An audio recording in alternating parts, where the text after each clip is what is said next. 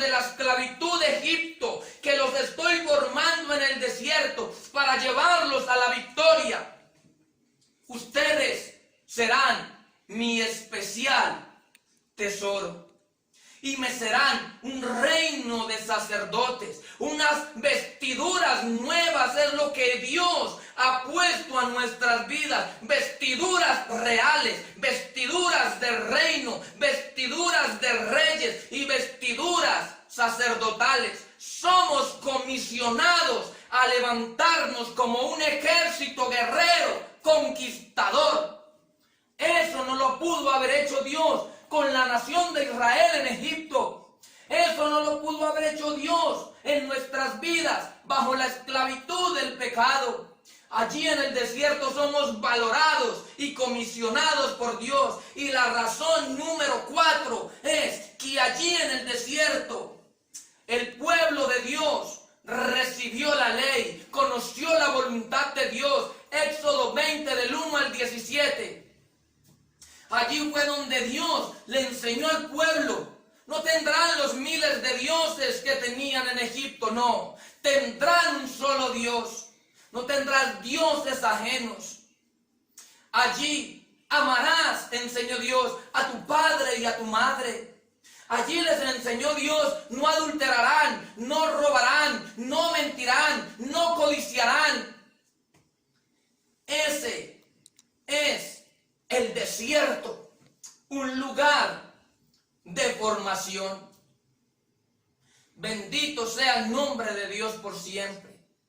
Ahora en el punto número 2, miramos al Dios que se ausenta en medio de la prueba. Parece que Dios se ausenta en medio de la prueba. La nación de Israel fue testiga del poder de Dios. Vieron cómo Dios convirtió el agua en sangre, envió la plaga de las ranas, de los piojos, de las moscas. Experimentaron cómo Dios atacó a la nación de Egipto y cómo protegió a la nación de Israel. Pero cuando se encontraron en este momento de dificultad, cuando se encontraron en este momento de persecución, Dios aparentemente se ausentó de ellos. Quiero que miremos Éxodo 13, versículo 22. Alabado sea el nombre de Dios. Éxodo 13, 22 habla de la columna de nube y de fuego y dice, versículo 21 dice, Jehová iba delante de ellos de día en una columna de nube para guiarlos por el camino, y de noche en una columna de fuego para alumbrarles, a fin de que anduviesen de día y de noche. Nótese lo que dice el versículo 22. Nunca, oiga bien, nunca se apartó de delante del pueblo la columna de nube de día, ni de noche la columna de fuego. Pero en el versículo 1 dice, iba Jehová delante de ellos. Es decir, Dios se dejaba ver por ellos. Cuando ellos salieron gozosos, esplendorosos, con una mentalidad de victoria, con una mentalidad de triunfo, Dios se dejaba ver de día, de noche, todos los días. Nunca se apartó de ellos. Pero cuando Faraón levanta persecución en contra de ellos, y cuando ellos se encuentran frente al mar, y cuando ellos se encuentran a sus espaldas, perseguidos por los egipcios, Dios se ausenta, pero no quita la protección, se ausenta de la vista de ellos. Miramos lo que dice Éxodo 14, 19. Alabado sea el nombre de Dios. 14, 19, el libro del Éxodo dice, y el ángel de Dios iba delante, y el ángel de Dios que iba delante del campamento de Israel, claramente lo dice, se apartó e iba en pos de ellos, ahora iba a sus espaldas. Ellos venían huyendo de una persecución. Ellos no tenían la forma de mirar para atrás a causa del temor. Lo único que miraban era la dificultad de ese gran océano de peligro y la persecución de esos egipcios. Y Dios se aparta de la vista de ellos. Parece ser que Dios los abandonó. Pero mire lo que hace Dios cuando se ausenta, cuando no lo ves. Él se aparta es para pelear con los egipcios que quieren perseguir y destruir tu vida. Dice la palabra: y se apartó e iba en pos de ellos, y asimismo la columna de nube que iba delante de ellos se apartó y se puso a sus espaldas. Ya no podían visualizar ese Dios protector que los defendía. Pero mire Dios para lo que se aparta.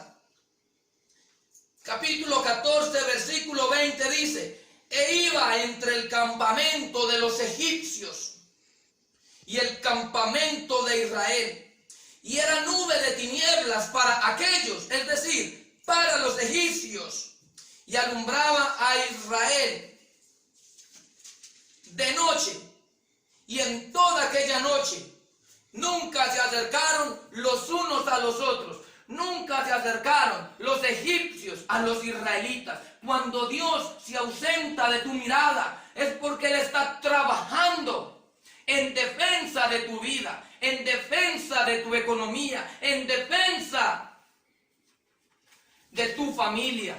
Bendito es el nombre de Dios.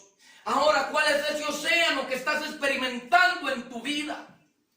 Para nosotros, para la humanidad entera, hay un océano, un mar rojo que se llama el coronavirus, que nos está llenando de miedo, de temor, a enfermarnos, a contagiarnos, a perder a nuestros seres queridos. Humanamente el mar era imposible de atravesar para los israelitas. Humanamente es imposible vencer el coronavirus. No hay ciencia, no hay medicina, no hay vacuna. El único que tiene el poder para liberarnos, para vencer esta plaga que nos tiene o que a muchos los tiene amedrentados, se llama Jesucristo de Nazaret.